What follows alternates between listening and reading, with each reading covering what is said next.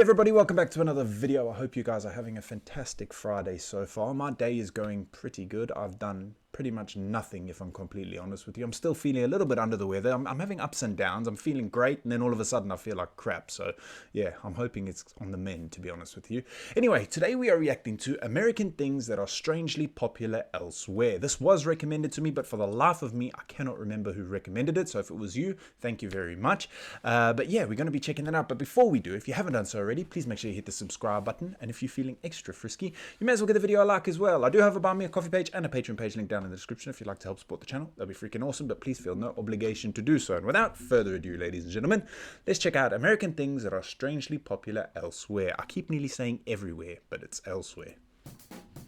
Today I'm going to tell you about some little America sports that have flung off from this country, gone into other ones, propagated, and flourished in surprising ways, just like the mold in the salsa container I found in my fridge earlier. In other words, I'm going to tell you about some American things that have a strangely strong following in other countries. We're going to skip over some of the more commonly known ones, like Kraft mac and cheese in Canada, Spam anywhere the American military has had a big presence, or Raytheon in Israel. Let's move on. You can get Spam here, actually. I saw Spam in the shops the other day. To our first topic, which is a little bit trashy.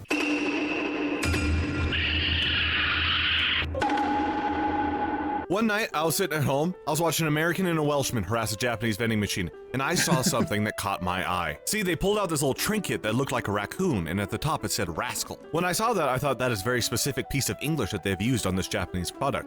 I wonder if this has anything to do with the book I was forced to read in 4th grade. It turns out that it has everything to do with that book. The book I am referencing is Rascal, a memoir of a better era by Sterling Norman.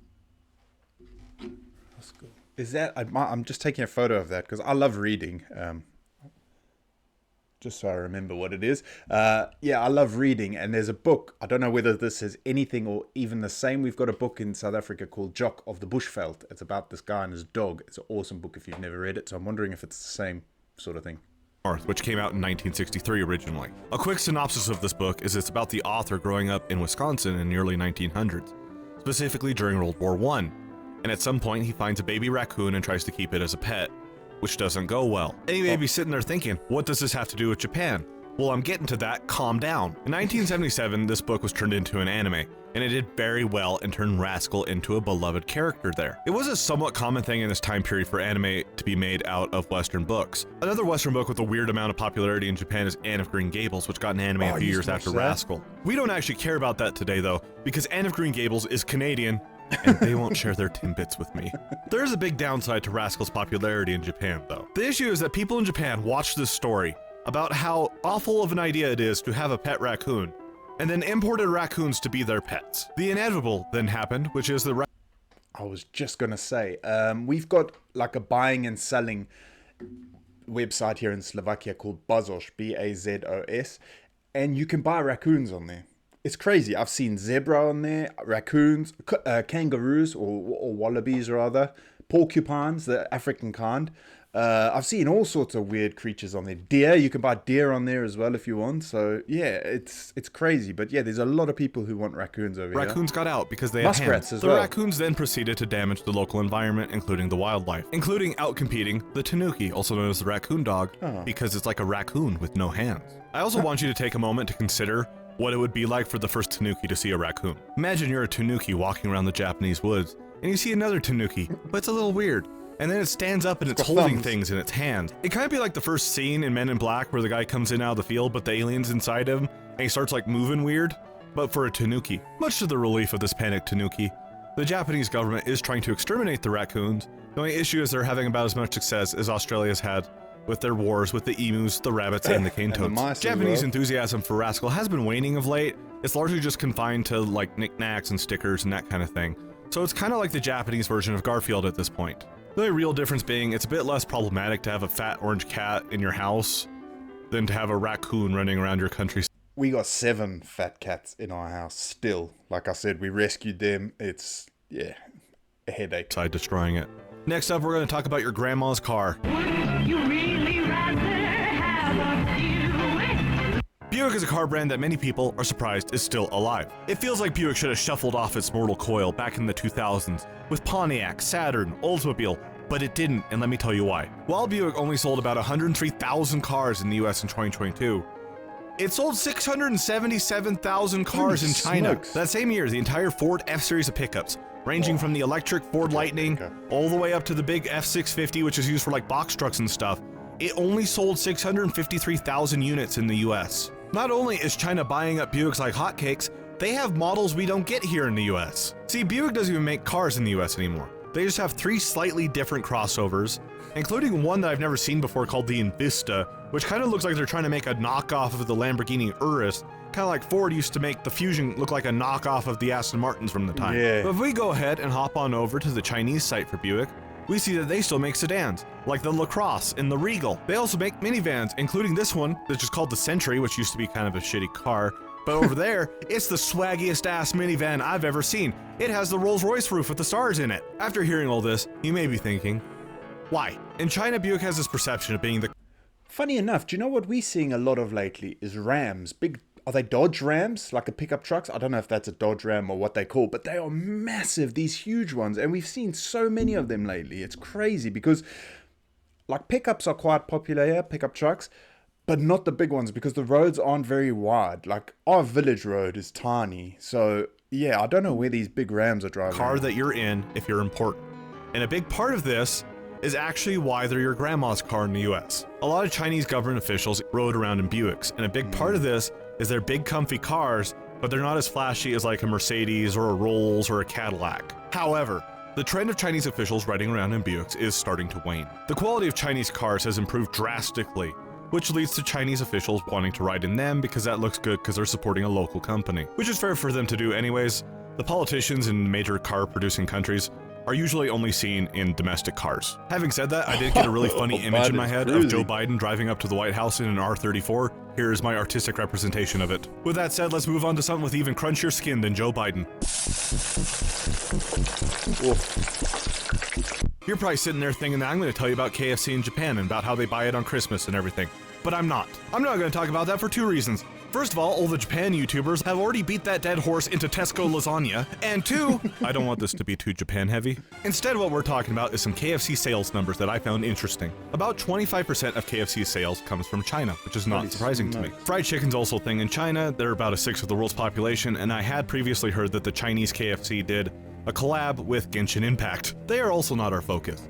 After that, about 15% of their sales comes from the US, which is also not surprising. It's from here. No, the thing I have an issue with is the next 2 countries on the list. What on earth is wrong with you, United Kingdom and Australia? How are you each responsible for 7% of their sales? Australia, you have a smaller population than Texas, and somehow you are eating almost half as much chicken as the entire United States? And UK people, how can you be out here talking up your Nando's, your fish and chips, your wonderful Indian food, and then you're Nando's is amazing, and I think Nando's was actually created by a South African, so I might be gobbling wrong, the but Colonel's I'm meat with pretty this sure. veracity? You two need to get it together.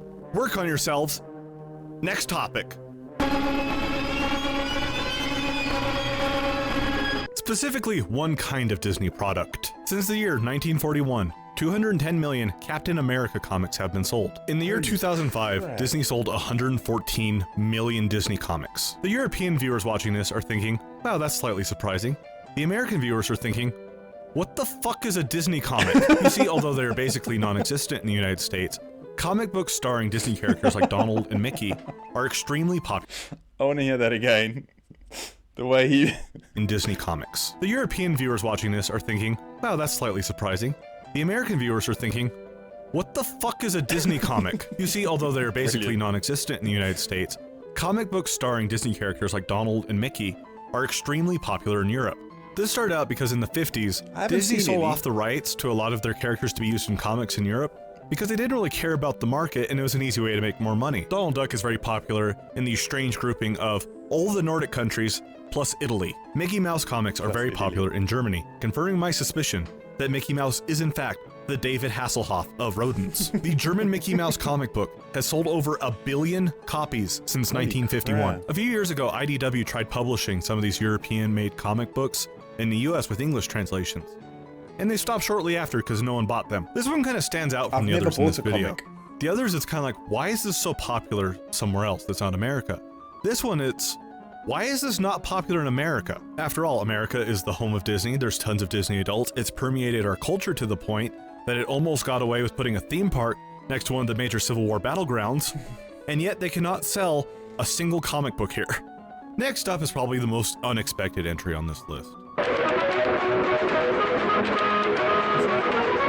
I told you it's unexpected. You see, there are communities made up of the descendants of Confederate sympathizers in Brazil. During the Reconstruction period after the Civil War, there were a lot of disgruntled Southerners, and a lot of those disgruntled Southerners knew how to run cash crop plantations.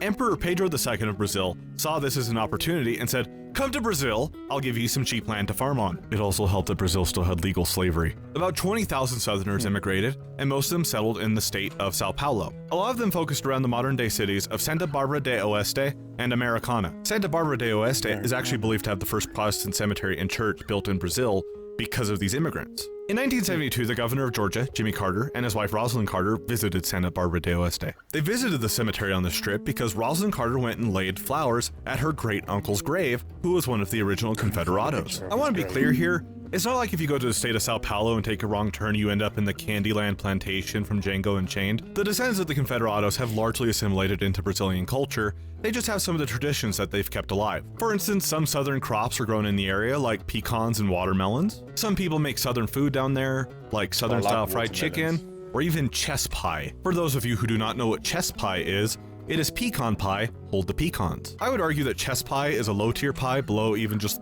chocolate pudding pie, and nowhere near higher-tier pies like pumpkin, pecan fudge, key lime, or cheesecake, which is a pie because it is filling in a crust and not a glutinous structure. Also, every year they hold an event called Festa Confederata. This is like a little festival where some of the men will dress up like Civil War soldiers, some of the women will dress up like Scarlett O'Hara, and they eat American food, and all the proceeds go to preserving the historic buildings. The Confederado descendants have even helped raise money to build a museum of immigration in Santa Barbara do Oeste, which is all about how great immigration has been for Brazil. That's all I got for you today.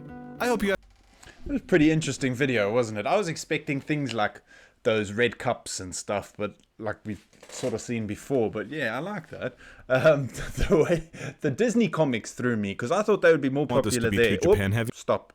I thought they'd be more popular over there in America. I didn't realize they were so popular here. I haven't seen one, but then again, I've never looked. Maybe I'll have a look next time I'm out. I've never really been into comics. I'm more of a reader, like books. I like the look of that book with the raccoon. Like I say, no, I'm not going to say this many likes and I'll buy a raccoon because I've seen them for sale and it's insane. And muskrats as well. That's another popular one. Yeah, I think they breed them for meat as well as their fur, maybe. I don't know. Anyway, guys, thank you so much for watching. I hope you have a fantastic rest of your day. Enjoy your weekend. Be good. Hug a loved one. And I will see you in the next video. Peace.